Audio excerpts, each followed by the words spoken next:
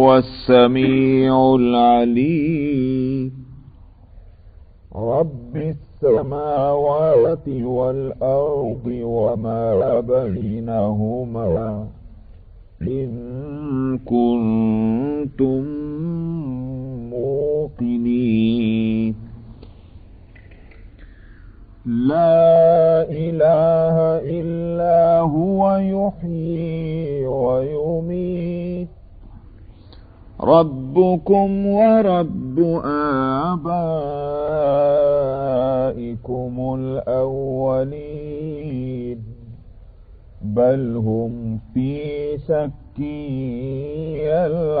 يلعبون. فارتقب يوم تأتي السماء بدخان مبين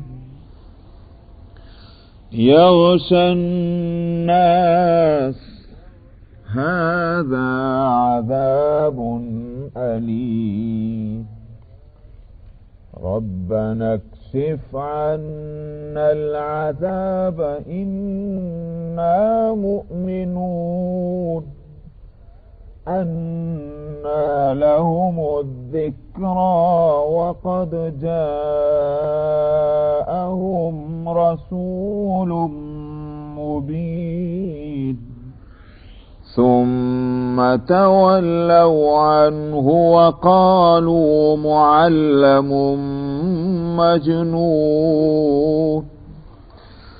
إنا كاشف العذاب قليلا إنكم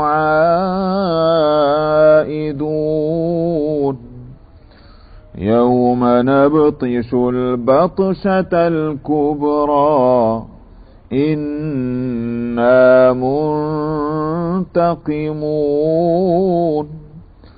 ولقد فتنا قبلهم قوم فرعون وجاءهم رسول كريم أن أدوا إلي عباد الله إني لكم رسول أمين وأن لا تعلوا على الله إني آتيكم بسلطان مبين وإني عذت بربي وربكم أن ترجمون وإن لم تؤمنوا لي فاعتزلون. فدعا ربه أن هؤلاء قوم مجرمون. فأسر بعبادي ليلا إنكم متبعون واترك البحر رهوا إنهم جند مغرقون. كم تركوا من جنات وعيون وزروع ومقام كريم ونعمة كانوا فيها فاكهين كذلك وأورثناها قوما آخرين. فما بكت عليهم السماء والأرض وما كانوا منظرين. صدق الله العظيم. सूरा मक्की सूरा है, इसका नाम अद्दुखान है। آیت نمبر 10 میں یہ لفظ آیا ہے فَارْتَقِبْ يَوْمَ تَأْتِي السَّمَاءُ بِدُخَانٍ مُبِينٍ، وہاں سے اس سورت کا نام ہی سورہ الدخان ہو گیا۔ جیسا کہ معمول ہے اکثری کہ سورت کے اندر کوئی لفظ آیا اور اسی لفظ سے اس سورت کا نام پڑ گیا، تو یہاں بھی دخان سے ہی دخان کے لفظ کو اس سورت کا نام بنا دیا گیا۔ سورت مکی ہے اور معلوم ہوتا ہے کہ جو اس سے پہلے سورہ زخرف اور اس سے پہلے سورہ شورى جن زمانے میں نازل ہوئی، انہی دنوں میں یہ سورہ الدخان بھی نازل ہوئی ہے۔ جہاں تک اس سورت کا تعلق ہے، اس سورت کی فضیلت احادیث میں آئی ہے۔ نبی کریم صلی اللہ علیہ وسلم نے فرمایا کہ جو شخص سورہ الدخان کو جمعہ کی رات میں پڑھے گا، اللہ تعالیٰ اس کو جہنم کے عذاب سے نجات دیں گے، اس کے گناہ معاف فرما دیں گے۔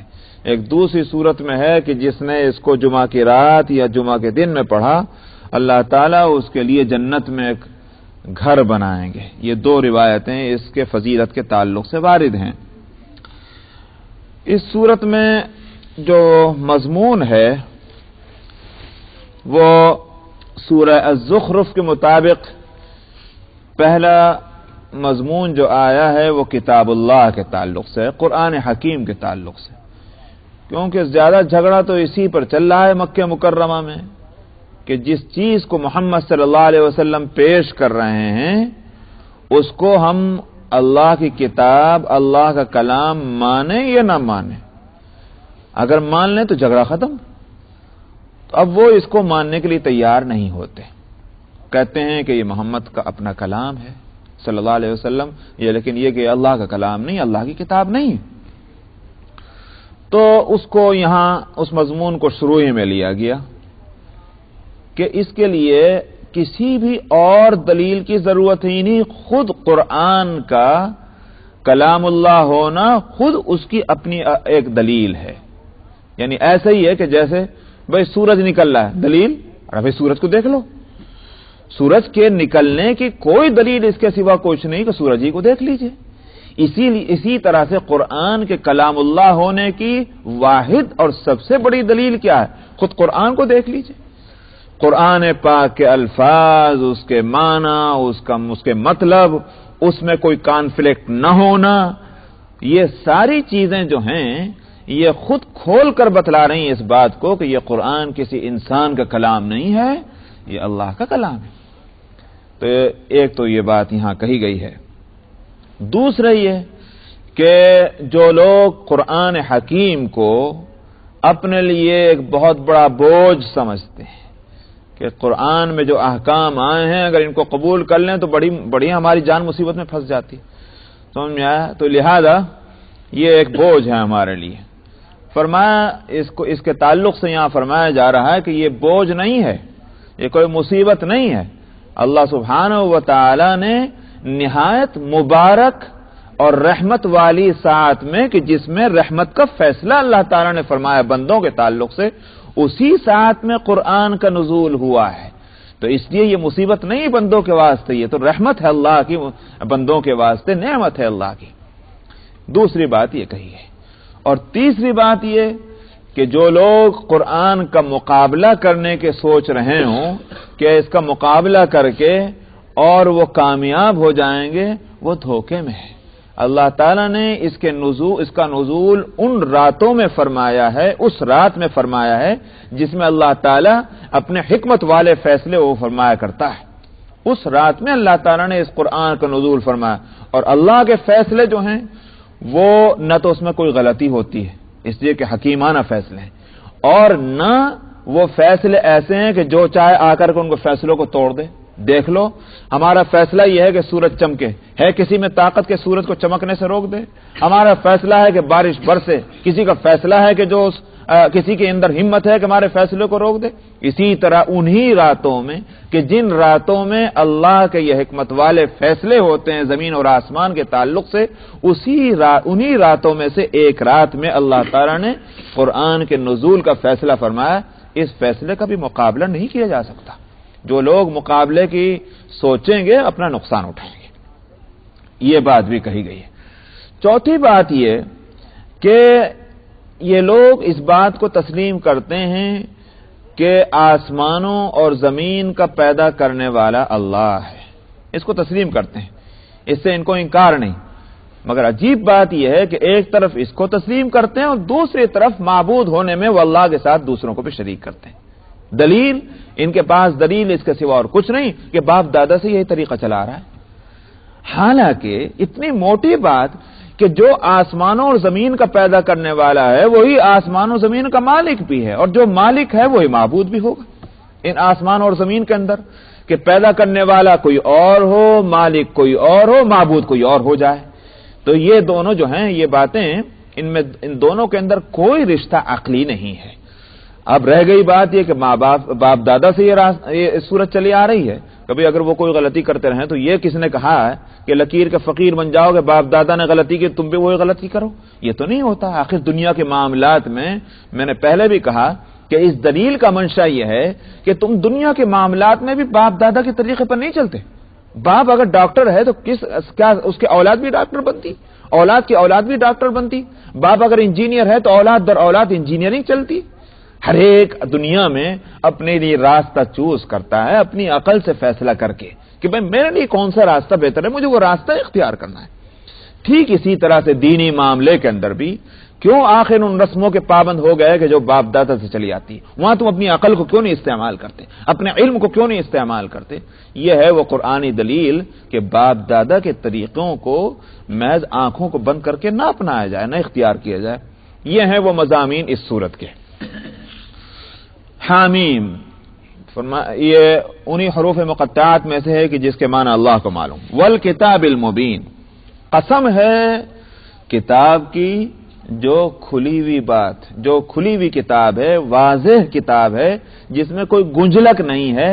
کتاب کا کتاب اللہ ہونا خود اس کے اپنے ظاہر اور باطن سے واضح ہے۔ یہ ہے المبین کے معنی۔ انا انزلناہ فی لیلۃ مبارکۃ انا کنا منذرین، ہم نے اس کو اتارا ہے ایک برکت والی رات میں۔ کون سی ہے وہ برکت والی رات؟ بعض حضرات اس طرف گئے ہیں کہ اس سے مراد ہے شعبان کی 15ویں رات۔ کیوں؟ ان کے پاس اس کی دلیل کیا ہے؟ دلیل ان کے پاس یہ ہے کہ بعض حضرات تابعین سے، جن میں خاص طور پر حضرت اکرمہ رضی اللہ عنہ جو صحابہ میں بھی ہیں، تابعین کے علاوہ صحابہ میں ہیں، وہ اس میں آگے ہیں، اور ان کا کہنا یہ ہے کہ قرآن پاک کا نزول جس لیلہ مبارکہ میں ہوا، جس کا تذکرہ اس صورت میں ہے، اس سے مراد شب برات۔ یہ دلیل ہوئی حضرت اکرمہ کا قول۔ اور اس کے علاوہ دوسری روایتیں جو ہیں وہ ہیں شب برات کی فضیلت کے تعلق سے۔ ان فضائل میں یہ بات بھی آئی ہے کہ اللہ تعالیٰ اس رات میں حکمت والے فیصلے فرماتے ہیں۔ ان روایتوں کو جب اس آیت کے ساتھ ملایا کہ انا انزلناہ فی لیلۃ مبارکۃ انا کنا منذرین فیہا یفرق کل امر حکیم، کہ اس رات کے اندر حکمت والے فیصلے ہوتے ہیں، اس آیت کو جب ان روایتوں کے ساتھ جوڑا تو بات یہ ان کے ذہن میں آئی کہ ہو نہ ہو نزول قرآن کا جس رات میں ہونا بتلایا گیا وہ رات شب برات ہی ہے۔ یہ ہے وہ دلیل۔ مگر میجارٹی علماء کی اور مفسرین کی اس طرف گئی ہے کہ اس رات سے مراد شب برات نہیں ہے، بلکہ رمضان میں آنے والی جو شب قدر ہے وہ رات مراد ہے۔ کیوں؟ ان کا کہنا یہ ہے کہ یہ قرآنی سے واضح ہے۔ قرآن حکیم میں ایک جگہ فرمایا گیا کہ شہر رمضان الذی انزل فیہ القرآن، رمضان کا مہینہ وہ مہینہ ہے کہ جس میں قرآن اترا. معلوم ہوا کہ 12 مہینوں کے اندر وہ ایک مہینہ کہ جس میں قرآن اترا اس کا نام رمضان ہے. ایک بات تو یہ معلوم ہو گئی. دوسرے قرآن حکیم میں دوسری جگہ فرمایا انا انزلناہ فی لیلۃ القدر کہ ہم نے اس قرآن کو لیلۃ القدر میں اتارا. تو اب یہ دو چیزیں ہیں، ایک جگہ لیلۃ القدر میں نزول ہے اور دوسری جگہ جو ہے رمضان کے اندر اس کا نزول ہے. معلوم ہوا کہ رات تو ہے قدر والی اور مہینہ ہے رمضان کا، لہذا شعبان میں نہیں. شعبان میں نہ ہونا خود قرآن سے سمجھ میں آتا ہے کہ نزول قرآن جس رات میں ہے وہ رات شعبان میں نہیں، وہ رمضان کے اندر ہے، لہذا شب قدر.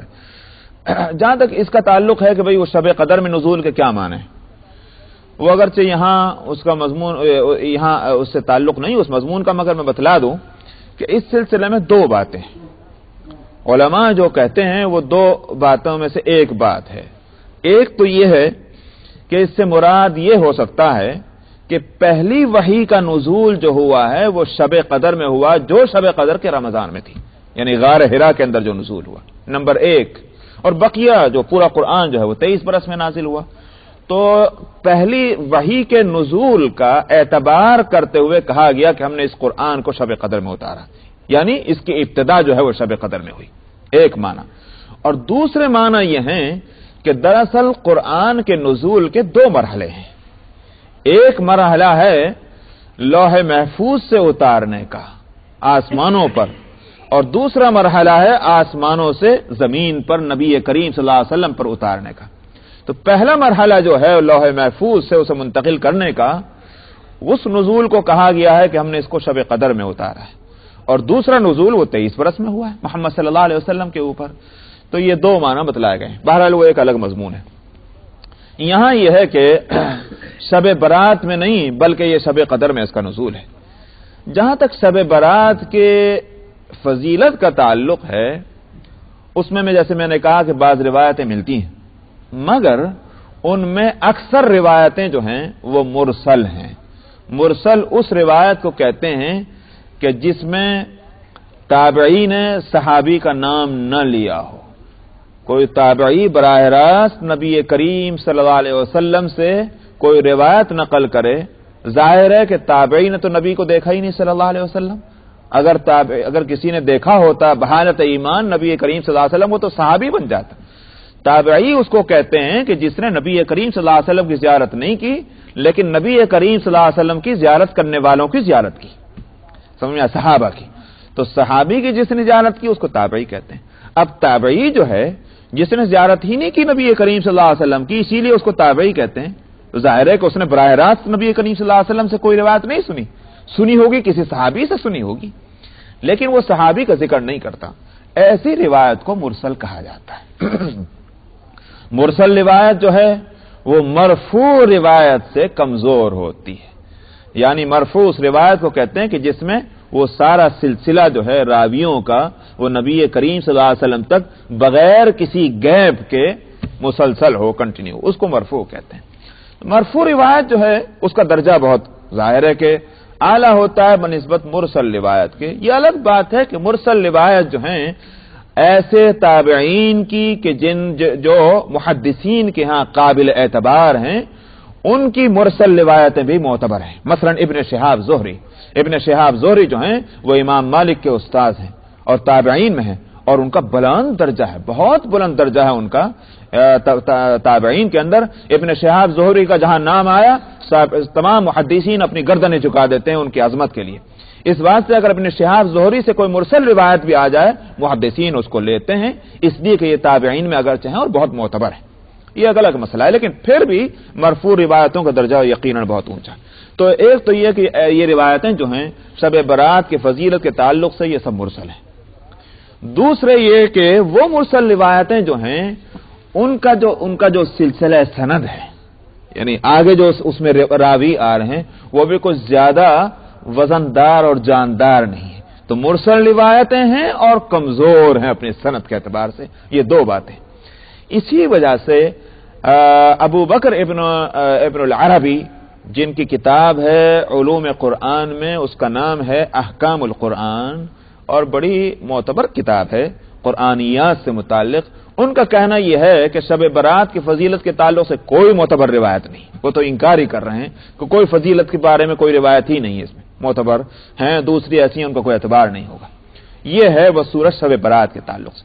مگر علماء ان ساری روایتوں کو نقل کر کے یہ کہتے ہیں کہ بھئی ایک مسئلہ تو یہ ہے کہ قرآن کب نازل ہوا، تو بے شک دلائل یہ کہہ رہے ہیں کہ یہ قرآن کا نزول شب قدر میں ہوا، شب برات میں نہیں. مگر جہاں تک شب برات کی فضیلت کا تعلق ہے، اگر اس میں مضبوط روایتیں نبی ہوں، فضیلت کے معاملے میں کیا اشکال ہے؟ چاہے کمزور روایتوں کی بنیادی پر صحیح، اس سے کوئی عقیدے کا مسئلہ، یہ حلال اور حرام کا مسئلہ تو اس سے متعلق نہیں ہے.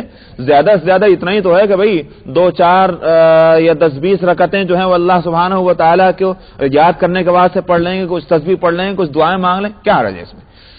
تو یہ ہے وہ علماء کا کہنا. مگر جب میں اس مضمون تک پہنچ چکا ہوں تو یہاں اس بات کو بھی واضح کر دوں کہ ان میں علماء میں کوئی اس طرف نہیں گیا، کوئی بھی اس 14 صدیوں کے اندر کوئی بھی اس طرف نہیں گیا کہ اس کے لیے مسجدوں میں یا کسی جگہ باقاعدہ اجتماع کیا جائے، باقاعدہ اس رات کو سیلیبریٹ کیا جائے اور اس کے لیے کوئی اہتمام اجتماعی کیا جائے. اس طرف کوئی بھی نہیں گیا کسی بھی رات کے تعلق سے. یہ جو نفلی عبادات ہیں، چاہے وہ دن کی ہوں یا رات کی ہوں، نفلی عبادات سوائے ایک نماز کے یا 2 کو کہہ سکتے ہیں آپ. ایک تو ہے صلاۃ الکسوف. کسوف کہتے ہیں سورج گہن کی نماز کو. سورج گہن کی نماز بلا شبہ، یعنی سورج جب گہن ہوتا ہے تو اس وقت نماز پڑھی جائے، وہ سنت سے ثابت ہے اور وہ نفل نماز ہے. اس نماز اور اسی طرح سے صلاۃ الاستسقاء، جب بارش نہ ہو تو، اور اس کا ایک خاص اسٹیج ہے کہ جب اس مرحلے تک بات پہنچ جائے تب وہ نماز پڑھی جائے کہ جس سے اللہ سبحانہ و تعالیٰ سے دعا کرنی ہے بارش، رحمت کی بارش کی، اس کو صلاۃ الاستسقاء کہتے ہیں. ان 2 نمازوں کے تعلق سے تو چونکہ نبی کریم صلی اللہ علیہ وسلم سے جماعت سے پڑھنا ثابت ہے، حالانکہ یہ دونوں نمازیں نفلی ہیں، تو ان 2 نمازوں کو تو بے شک جماعت کے ساتھ پڑھا جائے گا. یہ اگر جماعت نہ بن رہی ہو تو پھر ان نمازوں کو نہیں پڑھا جائے گا. سمجھ میں آیا نہیں؟ چونکہ جماعت سے ثابت ہے. اس کے علاوہ نفلی نمازوں کا جماعت سے ہونا ثابت ہی نہیں ہے. اور خاص طور پر یہ اہتمام کہ باقاعدہ فلائر چھاپے جائیں اور اناؤنسمنٹ کیا جائے کہ بھائی آئیو آئیو آئیو، اور اس کے لیے کھانے وانے کا انتظام اور چائے کا انتظام، یہ سب یہ ہماری اپنی رسمیں ہیں، ہماری ایجادات ہیں. اس کا تعلق سنت سے اور شریعت سے کچھ نہیں. ایک بات جب آئی تو یہاں اور بتا دوں کہ اگر یہ ہو کہ کوئی شخص نفل نماز پڑھ رہا ہے، ایک دوسرا شخص خود سے بغیر دعوت کے، بغیر کسی کو یوں کہیے کہ اس کو ترغیب کے، وہ خود سے آئے اور شریک ہو جائے اور اس طرح جماعت بن جائے، اس میں کوئی مذائقہ نہیں. یہ ایسا ہو سکتا ہے. مثلا یہ کہ تہجد کی کوئی شخص نماز پڑھ رہا تھا، اوابین کی جو مغرب کے بعد نوافل ہوتے ہیں وہ شخص پڑھ رہا ہے، کوئی شخص، ایک شخص آیا، اس نے دیکھا کہ نفل پڑھ رہا ہے، وہ پیچھے شریک ہو جائے، جماعت بن گئی، 1 2 3 4 10 20 آدمی اس طرح خود بخود جڑ جائیں، اس میں کوئی مذائقہ نہیں. اس کی اجازت ہے، اور اس کا ثبوت بھی نبی کریم صلی اللہ علیہ وسلم کے ایک عمل سے ہے. اور وہ غالباً میں نے پہلے بھی سنائے ہوگا اس حدیث کو کہ ایک موقع پر حضرت عباس رضی اللہ عنہ، آپ جانتے ہیں وہ کون تھے؟ چچا تھے نبی کریم صلی اللہ علیہ وسلم کے. حضرت عباس رضی اللہ عنہ نے اپنے صاحبزادے عبداللہ ابن عباس رضی اللہ عنہما کو ہدایت فرمائی کہ تم ایسا کرو، کسی روز اگر ہو سکے تو آج ہی رسول اللہ صلی اللہ علیہ وسلم کے ساتھ رات گزار لو اور دیکھو کہ آپ کے رات کے معمولات کیا ہوتے ہیں. یہ تھی وہ صورت. چچا کو فکر ہے کہ نبی کریم صلی اللہ علیہ وسلم کے بھتیجے کے رات کے معمولات کیا ہیں، بحیثیت نبی کے وہ معلوم کیا جائے، اور اس کے لیے یہ اہتمام ہو رہا ہے کہ اپنے بیٹے کو بہت جو چھوٹے ہیں اور بڑے سمجھدار ہیں ان کو مقرر کیا جا رہا ہے. یہ تھی دین کی طلب کی بات اس زمانے میں، ورنہ جا کر خود بھی کہہ سکتے تھے اے بھتیجے ذرا بتانا تو رات کو کیا کرتا ہے. لیکن نبی کا جو ادب ہے وہ اس میں اس بات کا لحاظ نہیں کہ میں کون ہوں اور وہ کون ہے. نبی نبی ہے اور امتی امتی. چنانچہ عبداللہ ابن عباس رضی اللہ عنہما کو اس کے لیے مقرر فرمایا گیا. عبداللہ ابن عباس بھی تو حضرت عباس ہی کے بیٹے ہیں، اور چچازاد بھائی ہیں نبی کریم صلی اللہ علیہ وسلم کے، اگر ان کے ہاں اتنا ادب ہے تو کیا یہ بے ادب ہوں گے؟ چنانچہ وہ بھی مسجد میں ہی ٹھہر گئے عشاء کی نماز کے بعد۔ اب مسجدوں میں روشنی کہاں ہوتی تھی اس زمانے میں؟ گھروں میں نہیں ہوتی تھی، مسجدوں میں بھی نہیں ہوتی تھی، وہاں تو بس اللہ کی روشنی سے کام چلتا تھا، اللہ کی دی ہوئی روشنی سے، اندھیرا۔ تو عشاء کی نماز کے بعد سب لوگ چلے گئے مگر ابن عباس مسجد کے اندر موجود ہیں۔ نبی کریم صلی اللہ علیہ وسلم کو محسوس ہوا کہ کوئی شخص مسجد میں ہے۔ آپ نے پوچھا کون؟ ابن عباس نے کیا عرض کیا یا رسول اللہ میں ہوں عبداللہ۔ آپ نے فرمایا خیر تو ہے، کیوں تم کیوں ٹھہرے ہو اب تک؟ عرض کیا کہ یا رسول اللہ آج دل چاہتا ہے میں آپ کے ساتھ گزار لوں۔ فرمایا تو آ جاؤ۔ چنانچہ وہ جو رات تھی وہ دراصل تھی میمونہ رضی اللہ عنہا کے ساتھ، جو حضرت عباس کی کہ گویا یوں کہیے کہ بیٹی ہیں، اور کیا ہوتی ہیں حضرت میمونہ آپ کی حضرت عباس کی کچھ بیٹی نہیں، مطلب یہ ہے کہ سگی بیٹی نہیں ہوتی، لیکن کچھ رشتے میں اس طرح ہوتا ہے کہ نبی کریم صلی اللہ علیہ وسلم کی وہ کزن بھی بن جاتی ہیں بہر صورت۔ تو وہ میمونہ کی ہاں آپ کی رات تھی، تو حضرت عبداللہ ابن عباس کی درخواست کو قبول کر لیا گیا، وہ آپ کے ساتھ گئے۔ اب یہ یہاں سے واقعہ جو ہے وہ ابن عباس ہی نقل کرتے ہیں، وہی مقصد تھا ان کے بھیجنے کا وہاں۔ چنانچہ وہ روایت کرتے ہیں کہ نبی کریم صلی اللہ علیہ وسلم کے حجرے میں ایک تکیہ لمبا تھا، تو وہ نبی کریم صلی اللہ علیہ وسلم اس میں لیٹ گئے تکیے پر سر رکھ کر، آپ بھی اور آپ کی زوجہ مبارکہ بھی، اور جو یہ یوں تھا تکیہ اس طرح سے، اور میں اس طرف کو لیٹ گیا، جو کنارہ تھا اس تکیے کا ادھر کو رخ کر کے۔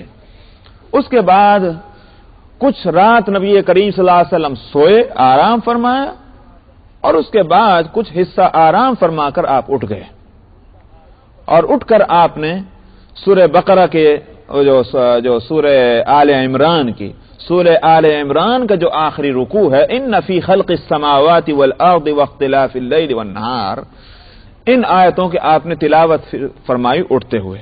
وہیں سے یہ مسئلہ معلوم ہوا، یہ بات معلوم ہوئی کہ تہجد کے وقت اٹھا جائے تو اس وقت سورہ آل عمران کے آخری رکوع کی آیت پڑھنا نبی کریم صلی اللہ علیہ وسلم کی سنت ہے۔ یہ حضرت عبداللہ بن عباس کی روایت سے سمجھ میں آیا۔ اس کے بعد آپ تشریف لے گئے اور پانی کا مشکیزہ دیوار سے لٹکا ہوا تھا، آپ نے اس سے پانی لیا، وضو فرمایا، وضو فرما کر آپ نے نماز کی نیت باندھ لی۔ تو یہ رات کے نوافل ہیں۔ ابن عباس کہتے ہیں کہ میں بھی شریک ہوا نماز میں، تو مجھے مسئلہ معلوم نہیں تھا، لہذا وہ اپنا تیار ہو کر کے اور آئے اور نبی کریم صلی اللہ علیہ وسلم کے بائیں طرف کھڑے ہو گئے نماز میں شریک ہونے کے لیے۔ یہ نماز نفل تھی، تو نبی کریم صلی اللہ علیہ وسلم نے نماز ہی کے اندر ہاتھ بڑھایا، اور ہاتھ بڑھا کر جو ان کے جو چونکہ چھوٹے تھے، 10-11 سال کی عمر کے تھے، تو وہاں تک پہنچا ہاتھ، کہاں تک؟ ان کے کان تک پہنچا ہاتھ، تو کان کو ذرا سا ہاتھ سے اشارہ کیا اور پکڑ کر کے ادھر کو لے آئے۔ تو ابن عباس کہتے ہیں کہ مجھے معلوم ہوا کہ دائیں طرف کھڑا ہونا چاہیے امام کے، اگر اکیلا مقتدی ہو۔ ظاہر ہے کہ یہ مسئلہ حضرت عبداللہ ابن عباس سے ہی معلوم ہوا امت کو، ورنہ معلوم ہی نہ ہوتا کہ اگر اکیلا مقتدی ہو تو کہاں کھڑا ہو۔ ابن عباس کی روایت سے معلوم ہوا کہ اگر اکیلا مقتدی ہو تو دائیں طرف کھڑا ہونا چاہیے امام کے، چنانچہ وہ دائیں طرف آ گئے، باقی نماز پوری ہوئی۔ تو آپ نے گویا یوں کہ روکا نہیں، نماز میں شریک ہونے سے نہیں روکا، یہ نہیں فرمایا کہ یہ نفل کی نماز ہے لہذا شریک مت ہو، اجازت دے دی، اس کو گویا قبول فرما لیا، بس یہ ہے کہ روایت۔ لیکن اس کے علاوہ کوئی روایت ایسی نہیں ملتی کہ باقاعدہ نوافل کے واسطے اعلان کیا جاتا ہو، بلایا جاتا ہو، ترغیب دی جاتی ہو۔ صحابہ رضی اللہ عنہم کا معاملہ تو یہ تھا کہ ان کو تو کہیں سے اگر یہ بات بھنک مل جائے کہ نبی کریم صلی اللہ علیہ وسلم فلاں کام کر رہے ہیں، صحابہ تو دوڑتے تھے اس کام کو کرنے کے لیے۔ ان کے اندر خیر کا اتنا جذبہ تھا کہ ہم لوگ تو اس کی کوئی ہم کو ہوا بھی نہیں لگی اس جذبے کی کہ جو حضرات صحابہ کے اندر موجود تھا۔ اس لیے میں یہ بات کہہ رہا ہوں کہ جو لوگ یہ کہتے ہیں کوئی حرج کی بات نہیں، خیر ہی تو ہے، کوئی برائی کیا ہے، یقیناً خیر وہ ہے کہ جو اللہ کے رسول اور صحابہ رضی اللہ عنہم سے ثابت ہے، سمجھ میں آیا؟ اس کے علاوہ کسی چیز کے اندر خیر نہیں، چاہے اس کے اندر خوبصورتیاں کتنی بھی ہوں۔ خیر وہی ہے کہ جو اللہ اور اس کے رسول نے جس کی ہدایت فرما دی، رسول صلی اللہ علیہ وسلم نے جس پر عمل فرمایا، صحابہ نے جس پر عمل کیا، اسی میں خیر ہے، اس کے علاوہ نہیں۔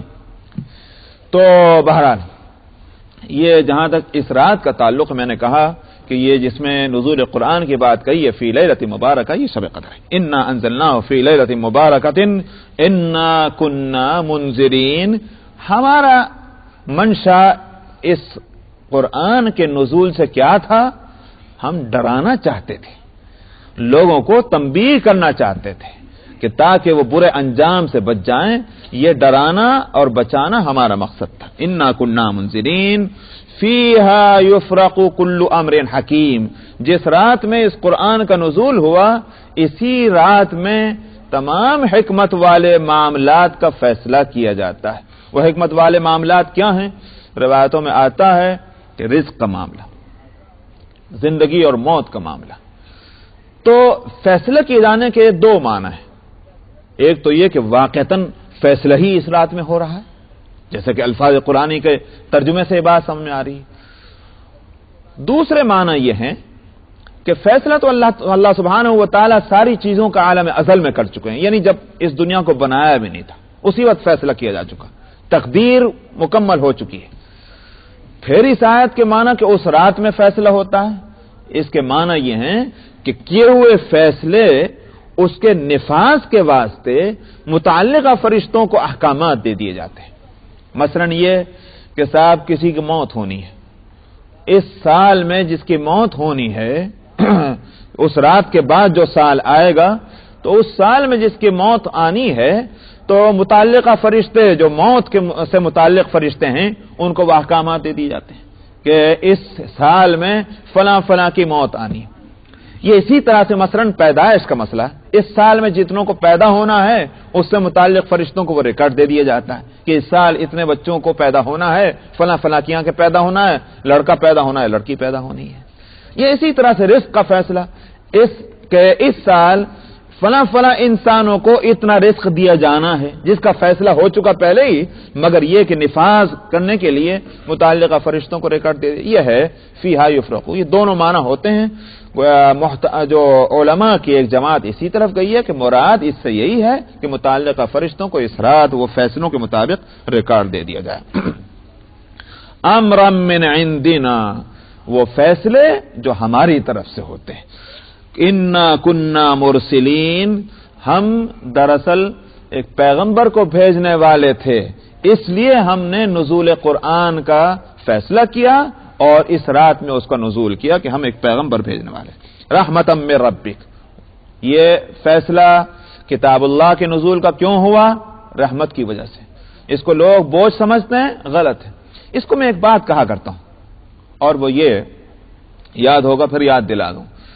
اللہ سبحانہ و تعالیٰ اس قرآن کے نزول کو رحمت فرما رہے ہیں، حالانکہ نزول قرآن سے پابندیاں لگ رہی ہیں. صاحب یہ ناپاکی ہے، یہ پاکی ہے، یہ حلال ہے، یہ حرام ہے، یہ نماز پڑھو، اس کے واسطے وضو کرو، اس کے واسطے استنجا کرو، رمضان آئے تو روزے رکھو. بھئی یہ کیسی رحمت ہے؟ اس میں تو ہم جو ہیں گرفتاری ہو گئے، تو بڑی پابندیاں ہمارے اوپر لگ گئی ہیں. لیکن قرآن کہہ رہا ہے کہ رحمت ہے.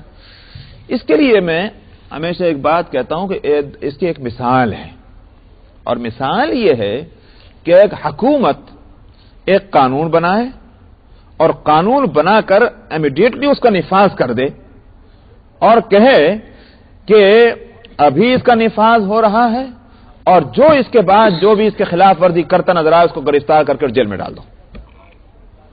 حالانکہ ابھی تک پبلک کو معلوم بھی نہیں کہ یہ قانون کیا ہے جو بنایا گیا ہے، کچھ معلوم نہیں پبلک کو. مگر گورنمنٹ نے قانون بنانے کے ساتھ اس کے نفاذ کا فیصلہ کیا تو اس طرح کیا کہ رات کو 12 بجے یہ قانون بنا اور 12:01 سے یہ فیصلہ ہو گیا کہ جو اس کے خلاف کرے گا اس کو جیل میں ڈال دو. ایک صورت تو یہ ہے. دوسری صورت یہ ہے کہ گورنمنٹ نے قانون بنایا اور ایک عرصے تک اس کی پبلسٹی کی، جتنے ذرائع پبلسٹی کے ہو سکتے ہیں وہ سارے اختیار کیے گئے تاکہ ہر شخص کو، اس ملک کے ہر باشندے کو اس کا علم ہو جائے کہ قانون یہ بن رہا ہے. اور اس کے بعد ایک تاریخ مقرر کی گئی کہ فلاں تاریخ کو اس کا نفاذ ہوگا. اب اس کے بعد اگر کسی نے خلاف ورزی کی تو وہ مجرم قرار پائے گا اور اس کو سزا دی جائے گی. ان دو صورتوں میں کون سی صورت جو ہے وہ گورنمنٹ کی طرف سے قابل تعریف ہوگی؟ ظاہر ہے کہ دوسری. پہلی اگر ہوگی تو کہا جائے گا بڑی ظالم حکومت ہے. سمجھ آئے؟ ذرا اس کو رعیت کے اور باشندوں کی سہولت کا ذرا خیال نہیں. ایسا بھی کیا ظلم ہے کہ ادھر اس قانون بنا ادھر فوراً نفاذ؟ بھائی کچھ تو موقع دیا جاتا ہے جاننے کا اور سمجھنے کا. دوسری صورت میں کہا جائے گا کہ گورنمنٹ بڑی مہربان ہے. ٹھیک یہی صورت یہاں ہے. اللہ سبحانہ و تعالی نے انسان کو پیدا فرمایا. کیوں پیدا فرمایا؟ کوئی تو غرض ہے اس کی، بے غرض تو نہیں انسان دنیا میں آیا. اب اگر یہ ہوتا کہ اللہ سبحانہ و تعالی انسان کو دنیا میں بھیج کرنے کے ساتھ ہی یہ ہوتا کہ اب اگر فرشتوں کو کہہ دیا جاتا اے فرشتوں سن لو، میں نے اس غرض سے دنیا میں انسانوں کو بھیجا ہے، اس غرض کے خلاف جب کوئی حرکت کسی انسان سے ہوتی نظر آئے پکڑ کر جیل اس کو جہنم میں ڈال دینا. ایک صورت تو یہ ہوتی. دوسری صورت کیا؟ انسانوں کو دنیا میں بھیجا، بھیجنے کا مقصد بتلایا گیا، اور نہ صرف یہ کہ بتلایا گیا، اپنی مرضیات کی ساری تفصیلات بتلائی گئیں. نہ صرف اتنا ہی ہوا بلکہ جب جب انسان غفلت میں پڑا تب اس کو یاد دلانے کے واسطے اور نصیحت کرنے کے واسطے، غفلت سے نکالنے کے واسطے وقتاً فوقتاً اللہ سبحانہ و تعالی نے بڑے ہی سمجھدار، بڑے ہی گویوں کا یہ کہ احکامات خداوندی کے معنی اور مطلب کو جاننے والے، مزاج خداوندی کو سمجھنے والے ان ایسے افراد انسانی کو جو مقدس اور مکرم رہیں ان کو بھیجا جاتا رہا ہے تاکہ وہ لوگوں کو سمجھاتے رہیں اور ان کے ساتھ صحیفے دیے جاتے رہے کہ یہ چونکہ انسان تو ہمیشہ نہیں رہیں گے، صحیفے تو کچھ دن رہیں گے، ان کو پڑھ پڑھ کر کے اللہ کے مرضیات کو سمجھتے رہیں. یہ بتائیے کہ یہ صورت جو ہے وہ مہربانی کی ہے کہ نہیں؟ ظاہر ہے کہا جائے گا مہربانی کی. یہی ہے وہ مطلب. ہم نے قرآن اتارا ہے بربنا رحمت، ورنہ ہمارے لیے یہ بھی ممکن تھا کہ ہم قرآن نہ اتارتے، کوئی کتاب نہ اتارتے، کوئی پیغمبر نہ بھیج دیتے اور فرشتوں کو حکم دے دیتے کہ چونکہ ہم نے انسان کو دنیا میں اس مقصد کے لیے بھیجا تھا، جب خلاف ورزی کرتا نظر آئے پکڑو اور جہنم میں ڈال دو. مگر ظاہر ہے کہ یہ زیادتی ہوتی. اسی واسطے قرآن حکیم میں کہا گیا کہ ہم کسی قوم کو، ابھی وہ آیت گزر چکی سورہ بنی اسرائیل میں، کہ ہم کسی قوم پر عذاب نہیں بھیجتے جب تک کہ ہم وہاں کوئی رسول نہ بھیجتے. وہی مطلب ہم اپنی رحمت کے سارے تقاضے پورے کر لیتے ہیں، اس کے بعد جب خلاف ورزی ہوتی ہے تب ہم اس کو پکڑتے ہیں. اس لیے یہاں ایک رحمتم من ربک، آپ کے رب کی طرف سے یہ رحمت ہے کتاب یا قرآن. انہ هو السمیع العلیم، بلا شبہ وہ سننے والا اور جاننے والا ہے. رب السماوات والارض وما بینہما ان کنتم موقنین. فرمایا کہ من ربک، رحمتم من ربک جو لفظ آیا کہ آپ کے رب کی رحمت سے، رحمت کی بنا پر یہ کتاب نازل ہوئی، قرآن نازل ہوا. فرمایا وہ رب جو کہ ہے آسمانوں کا پیدا کرنے والا، آسمانوں کا اور زمین کا رب، اور جو کچھ بھی آسمانوں اور زمینوں کے درمیان ہے ان کا بھی وہی رب ہے. ان کنتم موقنین، تو اگر تم یقین کرتے ہو، یہ اگر یقین کرتے ہو کہ اس کا یہ معنی نہیں کہ ان کو یقین نہیں تھا، بلکہ تھا یہ یقین، بلکہ ان کا یہ عقیدہ تھا کہ آسمانوں اور زمینوں کا پالنہار اللہ ہے. یہاں اسی کو بتایا گیا کہ جب پالنہار ہے وہ اللہ تو وہی معبود بھی ہوگا. اس لیے فرمایا لا الہ الا ہو، اس کے سوا کوئی معبود نہیں. یحیی و یمیت، وہی تو زندگی دیتا ہے، اسی کے اختیار میں موت دینا میں ہے، وہی موت دیتا ہے. ربکم، لہذا وہی تمہارا بھی رب ہے، جس کے اختیار میں زندگی موت ہے وہی تمہارا بھی رب ہے، اور تمہارے باپ دادا جو پہلے گزر چکے ہیں ان کا بھی وہی رب ہے. رب تو وہی ہے ان کا بھی اور تمہارا بھی. تو ہونا یہ چاہیے تھا کہ ان کو بھی، وہ بھی اللہ ہی کو معبود بناتے، تمہیں بھی یہی کرنا چاہیے کہ معبود اسی کو بناؤ.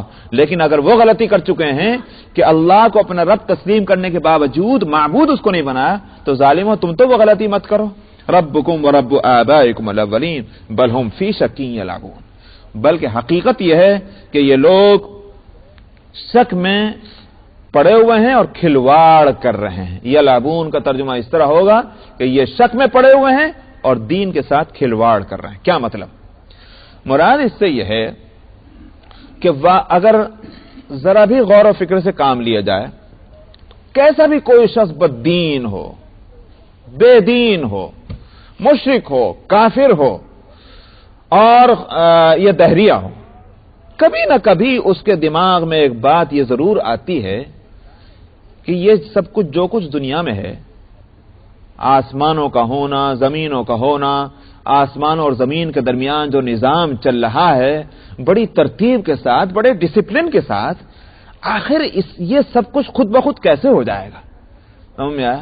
دہریہ کبھی نہ کبھی اس کو سوچتا ہے، مگر چونکہ اس کی عقل صحیح فیصلہ نہیں کر پاتی، کنفیوژن تو ہوتا ہے، فیصلہ نہیں کر پاتی، اسی کو کہا جا رہا ہے کہ یہ شک میں پڑا ہوا ہے۔ اسی طرح ایک مشرک روایت بن گئی ہے کچھ لوگوں کی کرامات، کچھ لوگوں کے کمالات دیکھ کر کے، اور سمجھ بیٹھتا ہے ایک مشرک کہ ہو نہ ہو یہ بھی خدائی میں شریک ہے۔ جیسا کہ حضرت عیسیٰ علیہ السلام کو خدا کا بیٹا کہنے والوں نے ان کو خدا کا بیٹا کس لیے کہا؟ ان کے کمالات دیکھ کر، ان کے معجزات دیکھ کر کہہ دیا کہ خدائی میں شریک ہے، یہ خدا کا بیٹا ہے۔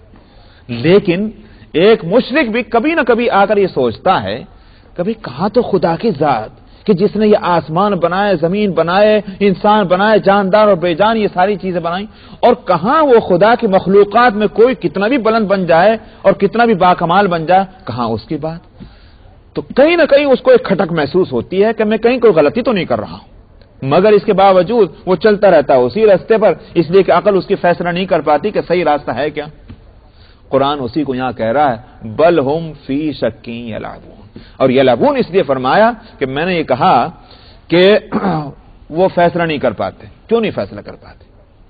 اس کنفیوژن کے باوجود کیوں فیصلہ نہیں کرتے؟ کنفیوژن ہو رہا ہے اپنی ان کی عقل کی وجہ سے، مگر عقل فیصلہ نہیں کر رہی، کیوں؟ اس لیے کہ سیریس نہیں ہے۔ جس طرح سے دیکھ لیجیے آپ، ہم لوگ خود مسلمان ہونے کے باوجود واقعہ یہ ہے کہ دنیا کے معاملات میں جتنے ہم سیریس ہوتے ہیں، دین کے معاملے میں اتنے سیریس نہیں ہوتے۔ ساری خرابی یہیں سے چل رہی ہے، ہماری دنیا سے ہی ہے۔ دین کے معاملات میں ہمارے یہاں بگاڑ ہے، کیوں؟ سیریس نہیں۔ یہی صورت سب کے یہاں ہے۔ اگر وہ سیریس ہو کر کے اپنی عقل کو استعمال کریں، فارغ کر کے اپنی عقل کو سارے انوائرمنٹ اور حالات اور ماحول سے، اور اس کو فری کر کے آزاد کر کے عقل کو سوچیں، تو ان کی عقل پہ صحیح فیصلہ کرے گی۔ اسی واسطے میں نے پہلے بھی کہا تھا کہ جن قوموں کے اندر کسی نبی کی بعثت کا نہ ہونا اگر یقینی طور پر معلوم ہو جائے، میں آئیڈیا سے نہیں، میں اٹکل پچو سے نہیں، اگر یقین سے بھی یہ بات ثابت ہو کوئی قوم ایسی دنیا میں رہی ہے کہ جس میں انبیاء علیہ الصلوۃ والسلام میں سے کسی نبی کی بعثت نہیں ہوئی، سوال یہ کہ اس قوم کا کیا بنے گا؟ جنت میں جائے گی، جہنم میں جائے گی، کہاں لٹکے گی وہ؟ قرآن تو یہ کہتا ہے کہ ہم ہلاک نہیں کریں گے جب تک ہم اپنی حجت پوری نہ کر لیں۔ تب کیا ہے؟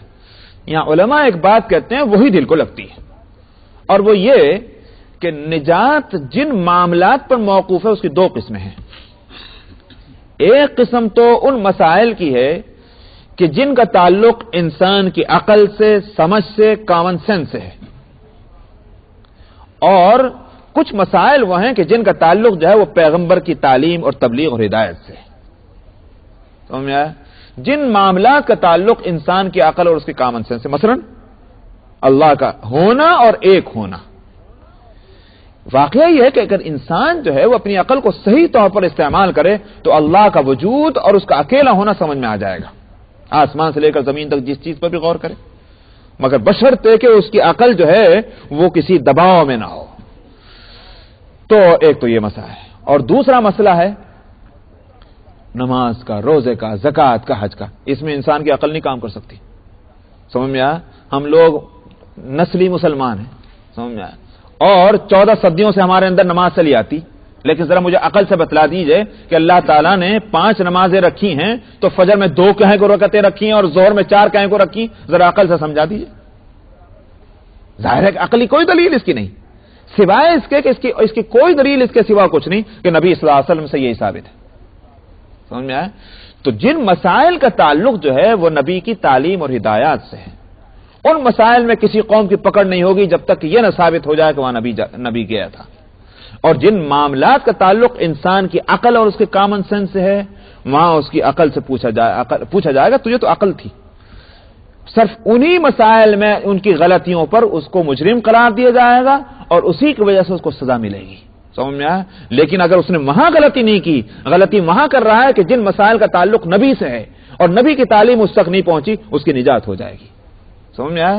چنانچہ آپ دیکھ لیں کہ جو مکے کے باشندوں میں وہ لوگ کہ جن کے پاس کوئی نبی کی تعلیم نہیں تھی مگر وہ مشرک نہیں تھے، انہوں نے شرک نہیں کیا، انہوں نے کفر نہیں کیا، وہ خدا کے وجود کے قائل تھے، قیامت کو وہ یقینی مانتے تھے، مگر اللہ کی تعلیمات ہیں کیا، دین ہے کیا، وہ ان کے پاس اس کا علم نہیں تھا، ان کے بارے میں یہی امید ہے کہ ان کی نجات ہو جائے گی، اس لیے کہ انہوں نے شرک نہیں کیا، انہوں نے کفر نہیں کیا جس کا تعلق عقل انسانی سے۔ تو یہاں فرمایا کہ بل ہم فی شک یلعبون، یہ شک میں پڑے ہوئے ہیں اور کھلواڑ کر رہے ہیں، بس۔